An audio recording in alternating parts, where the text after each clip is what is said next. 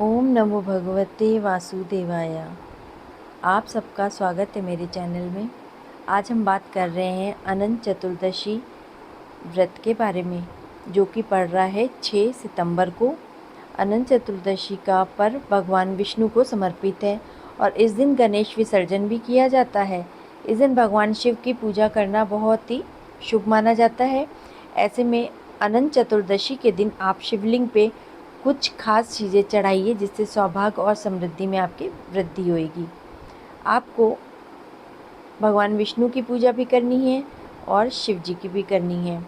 इस दिन आपको गणपति जी का विसर्जन जब होता है, इसके लिए आप गणपति जी को जो विदाई करते हैं, बहुत धूमधाम के साथ ढोल नगाड़ों के साथ उनका विसर्जन किया जाता है और उनको बोला जाता है कि गणपति बप्पा मोरिया, अगले बरस तू जल्दी आ, और उनको अगले साल का निमंत्रण भी दिया जाता है।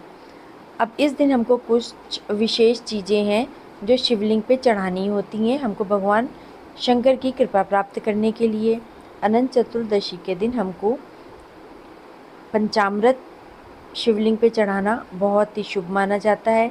भगवान शिव को ये बहुत प्रिय है। इसको चढ़ाने से घर में सुख और सौभाग्य की कभी भी कमी नहीं रहती है। बेलपत्र चढ़ाने बहुत शुभ हैं। शिवलिंग के ऊपर इस दिन बेलपत्र चढ़ाने से आपको तीनों गुणों की प्राप्ति होती है और शिव जी को ये बहुत अति प्रिय है। धतूरा और भांग चढ़ाने से आज के दिन अनंत चतुर्दशी के दिन आप धतूरा और भांग चढ़ाएंगे तो शिव जी बहुत प्रसन्न होते हैं। अक्षत, शिवलिंग पे अक्षत जरूर चढ़ाए जाते हैं आज के दिन। ये पूर्णता का प्रतीक माने जाते हैं। इनको अर्पित करने से जीवन में शुभता आती है। गंगा जल चढ़ाया जाता है आज के दिन शिवलिंग के ऊपर, जो कि बहुत पवित्र माना जाता है।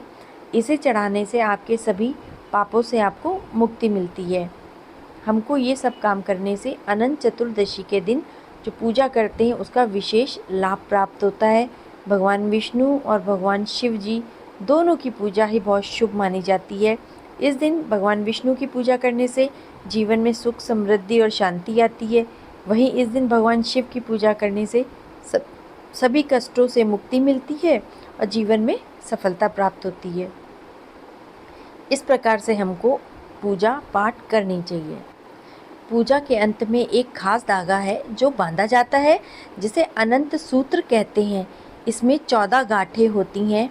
ये प्रतीक है भगवान विष्णु के 14 रूपों और उनके 14 लोकों की रक्षा का संकल्प। मान्यता है कि इस धागे को धारण करने से जीवन में स्थिरता, समृद्धि और सौभाग्य प्राप्त होता है। अनंत भगवान जो हैं वो हमारे विष्णु भगवान ही हैं। अग्नि पुराण के अनुसार इस अवसर पे विष्णु भगवान के अनंत जो स्वरूप की पूजा की जाती है, ताकि अनुयायियों को पापों से मुक्ति मिल सके। पूजा करने के बाद हमको कथा जरूर सुननी चाहिए। आपका व्रत तभी मान्य होगा, तभी पूरी सफलता देके जाएगा। अनंत चतुर्दशी की कथा 2 प्रमुख भागों में पुराणों में लिखी हुई है। एक कथा भगवान श्री कृष्ण के द्वारा महाराज युधिष्ठिर को सुनाई गई है और दूसरी कथा एक धार्मिक ब्राह्मण कौंडिन्य और उनकी पत्नी सुशीला से संबंधित है। दोनों कथाएं भगवान विष्णु यानी कि अनंत के महत्व को दर्शाती हैं। अनंत का मतलब होता है न जिसका आदि है न जिसका अंत है, मतलब कि उनका कोई अंत ही नहीं है। इस प्रकार से युधिष्ठिर की कथा में पांडवों को उनके वनवास के बाद दुर्योधन के अपमान से बचाने के लिए श्री कृष्ण ने अनंत चतुर्दशी व्रत का विधान बताया था। और कौंडिन्य की कथा में कौंडिन्य के द्वारा अनंत धागा अग्नि में फेंकने के बाद उन पर दुर्भाग्य आ पड़ता है और तत्पश्चात ये करने से उन्हें व्रत का पालन करने से समृद्धि मिलती है। पहली कथा में एक समय महाराज युधिष्ठिर ने राजसूय यज्ञ किया था, जिसके मंडप में जल और थल की भ्रांति होती थी। एक बार दुर्योधन उसमें गिर गया और द्रौपदी ने उसका उपहास कर दिया। वो हंसने लगी। इससे क्रोधित होकर दुर्योधन ने छल से जुए में पांडवों को हरा के 12 वर्ष का वनवास दिला दिया। वनवास के दौरान युधिष्ठिर श्री कृष्ण से मिलके अपना दुख बताने लगे और उपाय पूछते हैं। तो श्री कृष्ण उन्हें सभी पापों का नाश करने वाला अनंत चतुर्दशी का व्रत करने का सुझाव देते हैं, जिससे कि उनके सारे दुख दूर हो जाएंगे और उनका राज उनको वापस मिल जाएगा। इस प्रकार से जब ये सब युधिष्ठिर ने अनंत चतुर्दशी का व्रत रखा तो उसको सब कुछ राजपाट अपना वापस मिल गया। दूसरी जो कथा है वो है कौंडिन्य और सुशीला की कथा। एक ब्राह्मण थे जिनका नाम कौंडिन्य था। उनकी पत्नी सुशीला बहुत ही धार्मिक थी। सुशीला ने अनंत चतुर्दशी का व्रत किया और अपने हाथ पे उन्होंने 14 गांठों वाला एक अनंत धागा बांध लिया।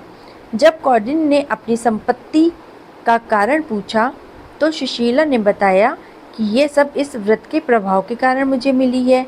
इस बात से क्रोधित होकर कौंडिन्य ने अनंत धागा फाड़ के अग्नि में फेंक दिया और इससे अनंत भगवान का अपमान हो गया। इसके बाद कौंडिन्य पे दुर्भाग्य आ गया और उनकी संपत्ति नष्ट हो गई, वे गरीब हो गए। तत्पश्चात इसके बाद उन्होंने अनंत भगवान से प्रार्थना की, जिन्होंने उन्हें 14 वर्ष तक व्रत करने को कहा। अनंत व्रत का पालन करने के बाद कौंडिन्य और सुशीला ने सुखमय जीवन प्राप्त करा और मोक्ष की प्राप्ति करी। इस प्रकार से ये दो कथाएं हैं जो प्रचलित हैं, जो हमारे पुराणों में लिखी हुई हैं, वो इस प्रकार हैं। इस दिन आपको विष्णु भगवान जी की आरती भी गानी है और शिव जी की आरती भी सुननी है। उससे आपका व्रत सफल होगा और आपकी सभी मन की मुरादें पूरी होंगी। अनंत चतुर्दशी वाले दिन आपको शिव जी और विष्णु जी दोनों का आशीर्वाद भी प्राप्त होगा। तो हर हर महादेव, विष्णु भगवान की जय।